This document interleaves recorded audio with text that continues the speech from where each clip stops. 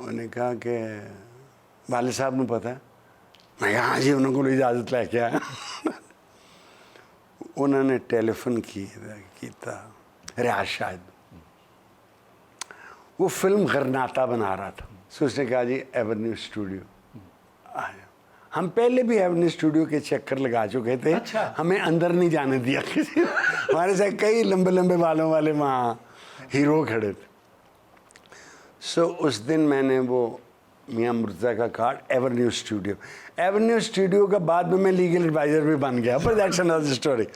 वो मुझे अंदर ले गया, मैं जाके एक जगह बैठ गया, किसी ने मुझे घास नहीं डाला।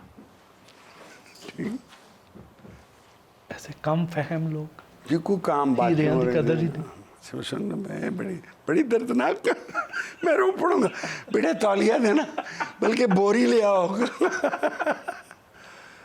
तीसरे दिन कोई 7th डायरेक्टर, उसने आवाज़ दी, वो लम्मा के थे। मैं बड़ा परेशान कि मेरे बारे में क्या। वो लम्मा बिल्ला के थे, वो मियाँ मुर्तज़ा ने भेजा है। मैं खड़ा, वो आया, उसने मुझे 3 सलाखें दिखाई। मैं कहा अच्छा जी, तू इत्थे खलो जाना, मुंह पूरा नहीं करना, इधर रखना, ए कैमरा होएगा। मैं कहा अच्छा। मैं कहना की है, आज से यहाँ, आज शाम को यहाँ से भाग जाओ, सारा बंदोबस्त हो गया है। मैं क्या फिर कहता बस। मैं क्या मेरा रोल है वे, कहता दरोगे दा। मेरे तमाम जज्बात जो थे एक्टर बनने के, वो मजरू हो गए, मजरू बर्बाद हो गए। So I never got interested in that process again. क्या इस दरोगे वाले जो किरदार की वजह से इतने दिल बर्दाश्ता हो गए थे कि जब मोहम्मद अली साहब ने आपको ऑफर की तो आपने उसको यकीन ही नहीं आया आपको? बेटा उससे ये हुआ कि मैं वकालत में इतना महव हो चुका था कि मुझे ख्याल था कि नहीं, वो भी वहम था मुझे कि मैं अच्छा वकील बन जाऊंगा, and that required focus and it required. मैं एक हमारे साथ चौधरी एजाज या एजाज चौधरी होते थे, हम रात को 12:30 बजे माल रोड से पैदल चलते थे। वो रात दाता साहब गुजारता था, ठीक है, और हम अपने घर में बाटी चौक में हमारा घर था, मैं वहाँ जाता था पैदल। वहाँ पर पैसे नहीं थे कि हम रिक्शा ले लें, और यहाँ we to walk from Alfalah building के सामने से up till Bhati, and I was quite happy with it. I said यही होती है वकालत, दिस इज़ हाउ यू। हमारा सबसे छोटा बेटा जो है अब अब्बास, वो बैरिस्ट्री और LLM करके आया लिंकन इन से, जहाँ से कायदे आज़म ने की, बारट लॉ और LLM से लंदन यूनिवर्सिटी किया।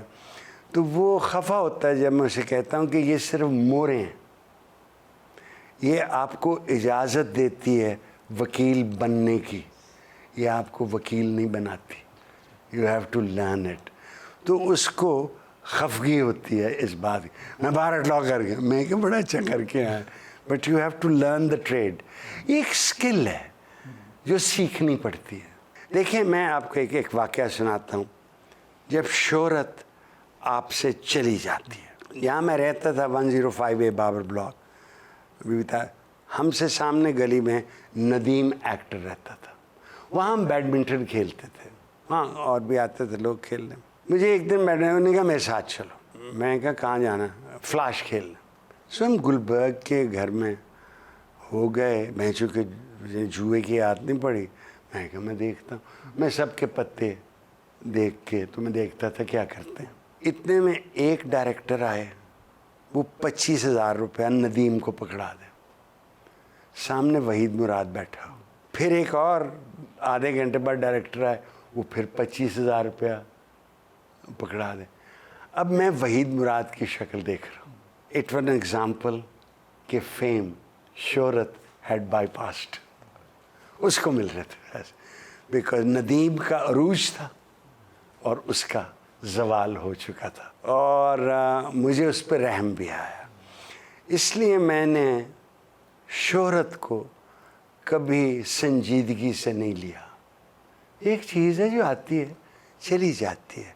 तो भाई नीवा और जो ना अमदली शाह बेले का गाना, और भी नीवा हो फकीरा, और भी नहीं तो नीवे होन द टाइम उसले वे जो ताकत होवे, बाद ही नीवा होना तो की होना उस वेले। रिमेंबर के ये आनी जानी चीज़ है, जैसे ज़िंदगी आनी जानी चीज़ है, सा आवे आवे ना आवे। आपसे हमने बातें तो बहुत सारी करनी है, लेकिन अभी अच्छा, हम थोड़ा बचपन का बाकी लिख के दे दो। बचपन की यादें ताज़ा करते हैं। बचपन कहाँ गुजरा, कैसा गुजरा? ऑलराइट, देखिए मैं वॉल्ट सिटी के बाहर की पैदाइश हूँ। उससे 5 पुश्तें पहले हम हकीमा वाली गली बाटी दरवाजे के अंदर रहे हैं। 1938 में, यूनिवर्सिटी 38 कहने हैं,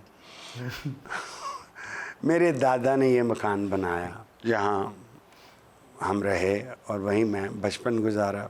लेकिन मेरे वालिद साहब को शौक़ था कि हमें पढ़ाया जाए। सो हम सब पहले सेक्रेड आर्ट स्कूल में गए, फिर सेंट एंथनी स्कूल में गए, फिर हम गवर्नमेंट कॉलेज गए, और मेरे बड़े भाई भी गवर्नमेंट कॉलेज गए, फिर हम दोनों लॉ कॉलेज भी गए। उनने लॉ कॉलेज से बाद उन्होंने PIA में नौकरी कर ली और वकालत नहीं की। हमने 69 में लॉ किया। मैं क्रिकेट भी खेलता था, डिबेटिंग का भी शौक़ था, एक्टिंग का भी शौक़ था। हम गवर्नमेंट कॉलेज ड्रामेटिक क्लब में थे। उसमें एक बड़ा बेहुदा वाक़या है, वो आपको अगली दफ़ा सुनाऊंगा। एक दफ़ा वो प्ले चल रहा था तो ईंट आई और शीशा टूट गया। सारों ने मेरी तरफ देखा, मैं क्या खुदा दी कसम मैं नहीं कीता।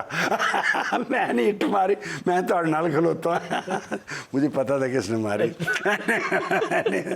सो हम शरारती बहुत थे, इसमें कोई शक नहीं। मसलन मेरे गुरु थे आफ्ताब गुल, क्रिकेटर, बुज़ुर्ग हो गए अब, और उसने मुझे पता लगा कि उनको डिमेंशिया स्टेज 2 है। हो जाता है बड़ा। उनका बेटा हाई कोर्ट का जज भी बना था।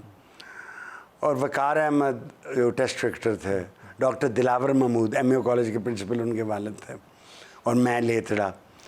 हमने गवर्नमेंट कॉलेज में बनाया no nonsense club. The no nonsense club will tolerate no nonsense in the government college. इसका कोई मतलब नहीं। तो शेख रशीद जो प्रिंसिपल, उन्होंने हमें बुलाया। वो आंखें थोड़ी दिखा, The only nonsense is this club, and only nonsense in this college is you 3. बड़े मस्कीन पर वकार ने फैसला किया कि प्रिंसिपल के दफ्तर के बाहर एक बॉक्स है, ये पोस्ट ऑफिस बॉक्स, इसमें जो शादियों पे बम चलता है वो चलाना चाहिए। हम बिल्कुल शामिल थे इसमें, और हम पकड़े नहीं। सो कॉलेज में हमने बड़ी खबासतें की। लेकिन सर, वालिद साहब तो आपको डॉक्टर बनाना चाहते थे। जी, मैं FSC मेडिकल कॉलेज चुना ना, मैं FSC मेडिकल कॉलेज में दाखिल हुआ। और मैंने एक दफ़ा जब हफ्ते के बाद मैंने एक काकरोच को, उसको पिन्ने लगा के उसको काटना था और उसको अंदर से मुआयना करना था। फिर मैंने देखा कि जो पुराने हैं वो एक डड्डू को पकड़ के उसका टिंड पे मार स्टन कर रहे, उसे बेहोश कर। मैं क्या मनुआ भी करना फिर। डड्डू यार चंगा भला है, उदा की कसूर है, क्योंकि उसको भी डायसेक्ट करके आपने देखना था। तो मैं